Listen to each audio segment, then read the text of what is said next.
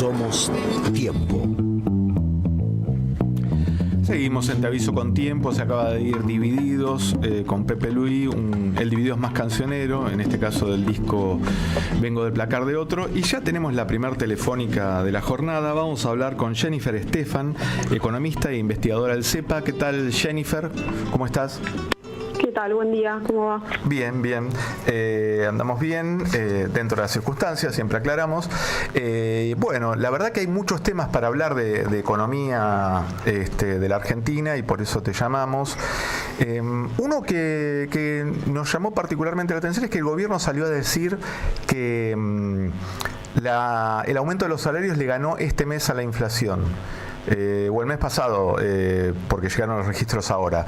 ¿Qué tan eso es cierto? Y analicemos el cuadro completo, ¿no? Porque puede que sea en realidad la atracción de lo que se había pedido por los aumentos galopantes de cuando recién asumió Milei y todavía entendemos seguimos muy abajo de lo que fue la inflación y por ende implica una caída del poder adquisitivo. Sí, lo que salió es el dato de los salarios de mayo, que es el que publica el INDEC. En promedio, recordemos que mide salarios registrados privados, salarios del sector público y también aquellos no registrados. En promedio dio un aumento del 8,3 versus una inflación del mismo mes del 4,2, con lo cual hay un repunte en ese mes en particular del promedio salarial. Ahora, como decís vos también, si vemos la película completa, hace un año que ya viene perdiendo poder de compra los salarios en general, sobre todo los no registrados. El registrado, por ejemplo, perdió desde noviembre hasta mayo 6,5%, el público perdió 18,4% y el no registrado perdió 22%. Por supuesto que la caída significativa, y eso se ve si uno ve la serie en un gráfico, a partir de la devaluación o del aumento de tipo de cambio del 120% que se hizo, ni bien asumió Milei, ¿no? Claro, claro. Parecía incluso asusada la inflación en ese momento, porque no solo fue la devaluación, sino liberar cualquier tipo de, ya ni siquiera llamamos control de precios, sino diálogo con empresarios, sobre todo de sectores básicos como alimentos, que se dispararon enormemente en un contexto donde claramente ya había recesión. Sí, fueron muchos rubros que tal cual se liberalizaron, prepagas, comunicación, ni hablar, fue un rubro que aumentó mucho. Bueno, y ahora también está pegando fuerte lo que es gas, electricidad, luz y demás. Pero sí, en principio no solamente fue el aumento del tipo de cambio, sino esa liberalización, como vos decís, ¿no? Todavía, bueno, el gobierno un poco sale a festejar, pero es un dato, la verdad, que todavía es irrelevante. Y además, perder solamente el registrado 6 puntos en 6 meses, o en menos de 6 meses, creo que nunca se vio. De hecho, en el gobierno de Macri se perdieron 20 puntos. En todo el gobierno, que se pierdan 6 puntos en el caso de los públicos mucho más, y el registrado 22 en tan poco tiempo, no sé si tiene antecedente tampoco. Claro. Bueno, se supone que el gobierno tiene un plan económico que a muchos argentinos nos parece inconveniente porque no tiene en cuenta el consumo interno, el salario y demás. Más allá de eso, pareciera que no termina de cerrar su propio plan económico.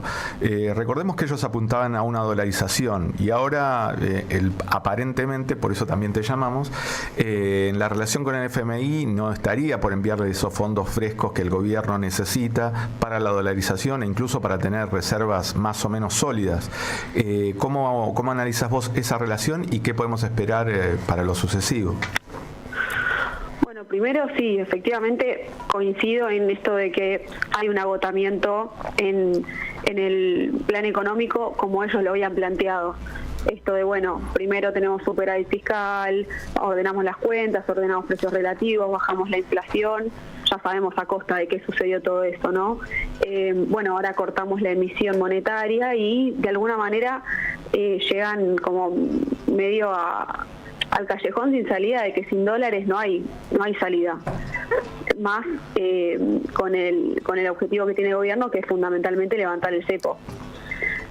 A veces, con algunas declaraciones de Milei, cuando lo escuchás, decís, bueno, por ahí la relación con el fondo hoy por hoy está bien, porque de hecho la Argentina está sobrecumpliendo las metas y demás, pero no hay una intención de ellos de darle fondos frescos o por fuera del acuerdo que ya tenemos. Pero bueno, ayer, por ejemplo, la semana pasada, estos días, fue la cumbre del G20 de Brasil, y ahí estuvo Caputo con Cristalina Georgieva, que se sacaron esas fotos famosas en donde sin mano, sí. no se le ve la mano. Hubo muchas repercusiones, me parecieron un poco graciosas.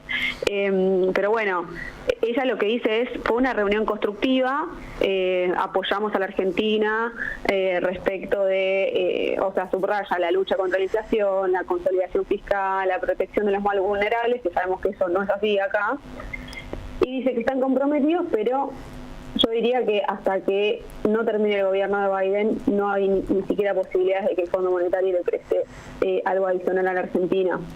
Parece que el gobierno está especulando, y por eso también Milei ayer, cuando sale de la reunión bilateral con Manuel Macron, dice, lo dice casi, no me acuerdo las palabras, pero dice algo así como, sin dudas o sí, antes de fin de año vamos a tener un desembolso del fondo, o un nuevo acuerdo con el Fondo Monetario. Y si hablamos de fin de año, bueno, ahí uno puede pensar, están especulando con el éxito en las elecciones de Trump, y que eventualmente, no sé si en diciembre o en enero, puede haber alguna ayuda política para que eso suceda.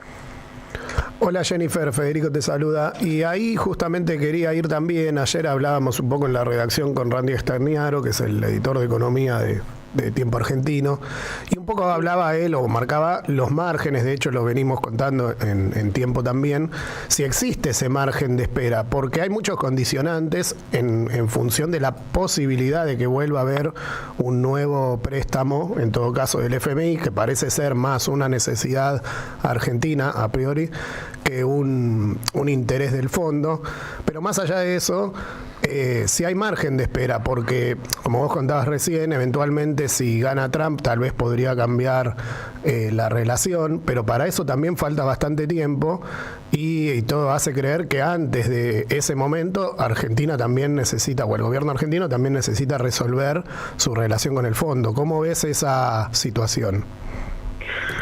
Compleja la situación. Me parece que ahí el gobierno, si tiene que esperar hasta enero, o tiene que esperar hasta diciembre, va a tener que ir un poco en el día a día, digamos, porque ahora, por ejemplo, por delante, como entrada de dólares frescos, vas a tener tal vez los impuestos que se paguen por el blanqueo, que tampoco sabemos cuánto va a ser, ahí nadie tiene una estadística exacta de cuánto va a entrar. También el gobierno tiene la posibilidad de gastar hasta más o menos 2.500 dólares de las reservas, porque así el fondo se lo permitió, no para intervenir el tipo de cambio, pero el gobierno ya dijo que lo va a hacer. Y de alguna manera también lo vimos en estas reuniones que decía, con representantes del BID, con representantes del Banco Mundial también y demás, como medio pasando la gorra, y viendo desde qué lugar puede haber dólares frescos. La verdad es que tampoco lo sé desde dónde puede llegar a conseguir, pero sí que le va a costar llegar a fin de año manteniendo el tipo de cambio, que es lo que pareciera que más le interesa al gobierno en este momento. No cede la intención, digamos, o sea, no cede en esta decisión de mantener el tipo de cambio al 2%, que es algo que el Fondo Monetario le cuestiona mucho, y está dispuesto a, de alguna manera, volcar las reservas a sostener el tipo de cambio. Y con todo lo que eso conlleva, porque también si deja de comprar reservas, el gobierno deja de comprar reservas, empieza a haber un ruido en el mercado importante, porque hay muchos tenedores de bonos que se están preguntando si les van a pagar o no el capital y demás. Entonces empieza a haber un poco de ruido, se empieza a antiojar un poco la cosa, pero para mí va a ser un día a día esto. Bien, no, una cosa que quería puntualizar, Seba, es, Jennifer, perdón, el interés del fondo está puesto, efectivamente, suele hablar de los más vulnerables y demás. Todos entendemos que el fondo mucha preocupación por eso no tiene. Y la pregunta sería, ¿cuál es el real interés del fondo en función del plan económico de este gobierno que intente impulsar para que efectivamente haya una cercanía posible en algún tipo de acuerdo. A ver, el Fondo Monetario ya creo que conocemos medio el fin que tiene en sí mismo. No son programas económicos que tienden como a son iguales en todos los países. De hecho, en Kenia hubo muchas protestas hace poco porque se intenta como siempre instalar el mismo programa económico en todos los países, pese a que todos tienen condiciones diferentes y demás. Es un poco, no sé qué sé yo, cuál es la intencionalidad política. Así que es distinto que gobierne Trump que gobierne Biden. Recordemos que también el préstamo del 2018 salió gracias a la ayuda de Trump cuando gobernaba Mauricio Macri, ¿no? Hay una afinidad política ahí. También Estados Unidos, digo, si nos vamos más en profundidad, está perdiendo un poco de peso a nivel mundial, esta hegemonía que tuvo durante muchísimos años, y le sirve todavía tener a países a su merced de alguna manera. Y bueno, si vamos más profundo todavía, un país que tiene muchos recursos naturales, etcétera y demás. Y una cosa que quería agregar, que se me había pasado, es esto de que Argentina hace mucho tiempo que está reclamando sobre las sobretasas, mejor dicho, que se nos había cobrado porque el préstamo el original que le prestaron a Mauricio Macri en el 2018 superaba ampliamente lo que podía pedir Argentina y tampoco se pagó a tiempo en su momento, ¿no? El perfil de vencimientos era absolutamente impagable. Y por eso la Argentina tiene que pagar sobretasas que nos cuestan aproximadamente anualmente 1.600 millones de dólares. Hoy por hoy, y con presión de otros países y presión del mismo G20 que se reunió esta semana, dijo que va a reconsiderar el tema de las sobretasas, ¿no? Es un poco reconociendo la corresponsabilidad en el ahogamiento de las economías a las cuales les está prestando dinero. Bien, estamos hablando con Jennifer Estefan, economista investigadora del CEPA. Te quería preguntar un tema macroeconómico, si se quiere, o de plano más global. La Argentina tiene una histórica dificultad con los dólares, ¿no? Que tiene que ver con muchos factores, pero en los periodos donde hay pocos dólares, la inestabilidad se hace muy grande y los gobiernos se hacen más débiles y demás. Los BRICS anunciaron que van a empezar a comerciar con monedas y mecanismos que no incluyan al dólar. Estuvimos a punto de entrar a los BRICS y el presidente Milei dio de baja esa posibilidad. ¿Hasta qué punto lo ideológico está complicando aún más la situación de la Argentina? Sí, eso 100%. O sea, es contrafáctico pensar que hubiese pasado, pero sin dudas teníamos la oportunidad de entrar a un bloque que es súper exclusivo. Hoy te diría, son muy pocos países los que están ahí adentro. Chile y Brasil, que están adentro, son dos de nuestros principales socios comerciales. O sea que de haber podido comerciar en moneda propia hubiese sido un alivio absoluto para la Argentina. Grave error para mí de política económica y demás no haber entrado, pero bueno, también un poco decirlo así es contrafáctico. Ojalá que eventualmente se considere en el futuro, no sé si con este gobierno, pero bueno, con el próximo tal vez se reconsidere esto de haber quedado afuera. Jennifer, buen día. Aldana Somoza te saluda.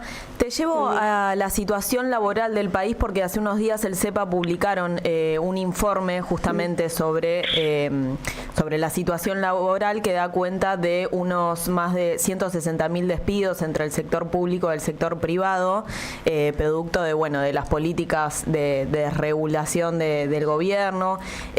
¿Cómo analizan que puede seguir esta situación de profundizarse estas políticas, ¿no? El freno de la obra pública, la reforma laboral que va a empezar a sentirse a partir de ahora después de la aprobación de la ley bases, y si ves alguna proyección del gobierno de manejar esta situación.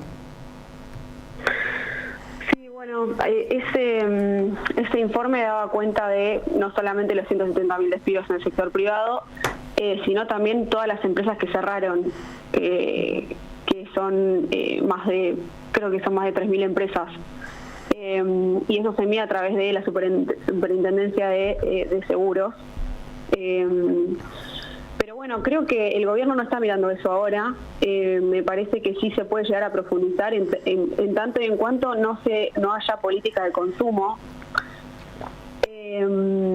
Y que además me parece que esta recesión un poco le está haciendo funcional al gobierno, porque reactivarse la economía podría también empezar a provocar una demanda de más importaciones, o sea, más demanda del tipo de cambio, podría también presionar en salarios y demás. Entonces me parece que esta economía así como está un poco le sirve al gobierno. No sé si tiene que ver tanto con las desregulaciones, sino más bien con la caída del consumo, que si la medimos de junio a junio 2023-2024 cayó más o menos 20 puntos.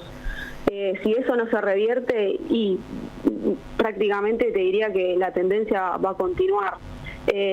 Y pasa también mucho de, bueno, hay otro, creo que es en el mismo informe, pero también lo vimos ahí, que hay empresas muy importantes, bueno, Canales cerrando, es una empresa histórica, pero también empresas como Asindar que prevén que van a trabajar por ahí 2 meses más del resto del año, entonces no ven una recuperación. Y cuando también encuestamos a las empresas, la gran mayoría, más del 60%, cree que la situación no va a mejorar.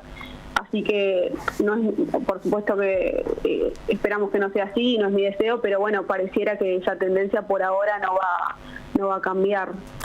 Bueno, Jennifer, muchas gracias por atendernos y te seguiremos llamando a lo largo del año porque hay noticias económicas complejas y esto va a seguir.